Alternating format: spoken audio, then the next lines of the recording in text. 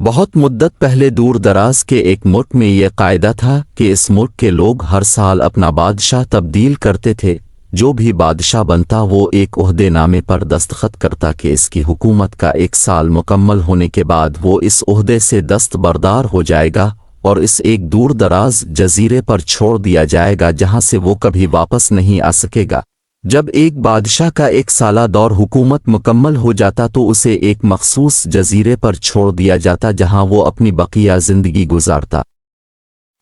سین موقع پر اس بادشاہ کو بہترین لباس پہنایا جاتا اور ہاتھی پر بٹھا کر اسے پورے ملک کا الوداعی سفر کروایا جاتا جہاں وہ سب لوگوں کو آخری برخیر باد کہتا۔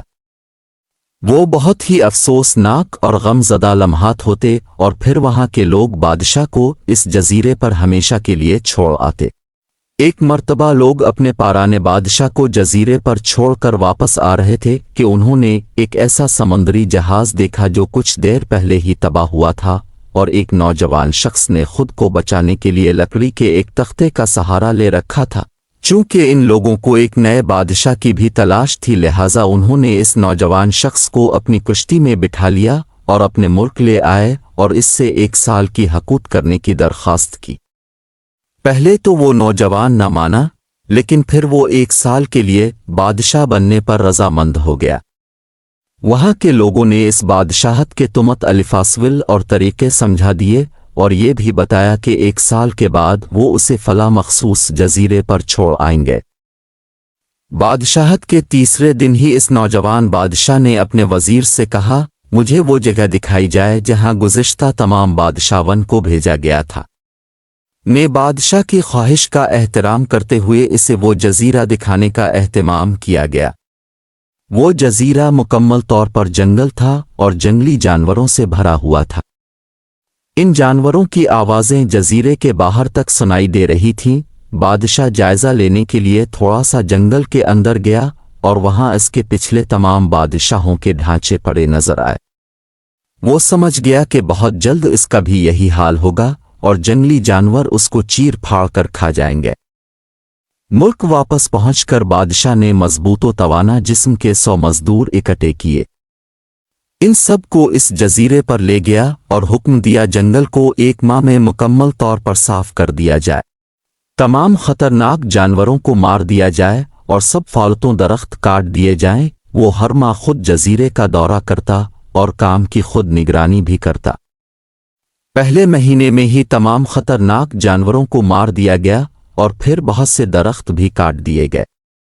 دوسرے ماہ تک جزیرہ مکمل طور پر صاف ہو چکا تھا۔ اب بادشاہ نے مزدوروں کو حکم دیا کہ جزیرے پر مختلف مقامات پر خوبصورت باغات تعمیر کیے جائیں۔ وہ اپنے ساتھ مختلف پالتو جانور مثلاً مرغیاں، گائے، بھینسیں، بطخیں اور بھیڑیں وغیرہ بھی جزیرے میں منتقل کرتا رہا۔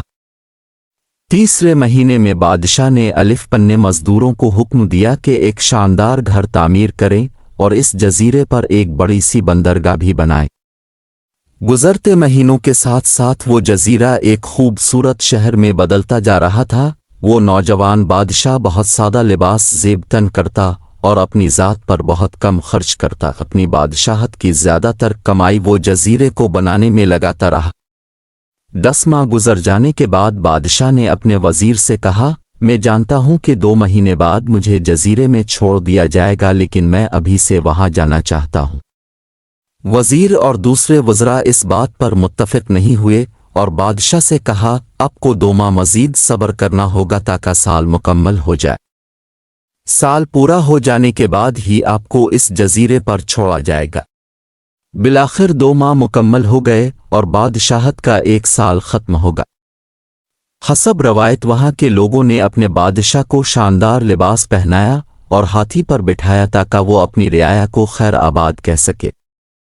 خلاف توقع یہ بادشاہ اپنی الوداعی تقریب پر بہت ہی خوش تھا۔ لوگوں نے اس سے پوچھا، اس موقع پر تمام گزشتہ بادشاہ تو رو رہے تھے لیکن آپ ہنس رہے ہیں، آپ کے اس قدر خوش ہونے کی کیا وجہ ہے؟ اس نوجوان بادشاہ نے جواب دیا، تم لوگوں نے داناؤہے کا وہ قول نہیں سنا، جب تم ایک چھوٹے بچے کی صورت میں اس دنیا میں آتے ہو تو تم رو رہے ہوتے ہو اور باقی لوگ سب ہنس رہے ہوتے ہیں۔